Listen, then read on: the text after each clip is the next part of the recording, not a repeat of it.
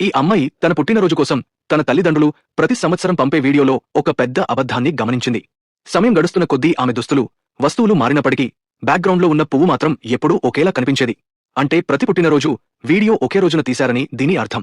నిజానికి ఆమె అంతరిక్షంలో పనిచేస్తున్న ఒక శాస్త్రవేత్త స్పేస్ స్టేషన్లో ఒక ప్రయోగం చేస్తోంది.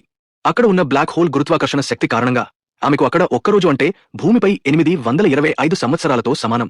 దీనివల్ల ఆమె రోజుకు 825 సార్లు తన పుట్టినరోజు జరుపుకోవాల్సి వచ్చింది. ఆమె తల్లిదండ్రులు ఆమెకు ఎప్పుడూ వీడియోలు పంపేవారు. కానీ తమకు వయసైపోవడం చూసి కూతురు బాధపడకూడదని వారు సమయాన్ని ఫ్రీజ్ చేసుకున్నారు. 7వ రోజున ఆ మొక్కలు వాడిపోవడం ప్రారంభించినప్పుడే ఆమెకు తన కలలకు దీనికి ఉన్న సంబంధం అర్థమైంది. ఆమె తన తల్లిదండ్రుల వీడియోలన్నింటినీ ప్లే చేసి చూసింది. ఎప్పటికీ వాడిపోని ఆ మొక్కను చూసినప్పుడు ఆమె కల ముక్కలైపోయిందని గ్రహించింది. సరిగ్గా అదే సమయంలో స్పేస్ స్టేషన్లోకి వెలుగు వచ్చింది. ప్రయోగం విజయవంతమైంది. మొక్కలకు మళ్లీ ప్రాణం వచ్చింది. ఆమె చివరకు తన తల్లిదండ్రులను చూడగలిగింది.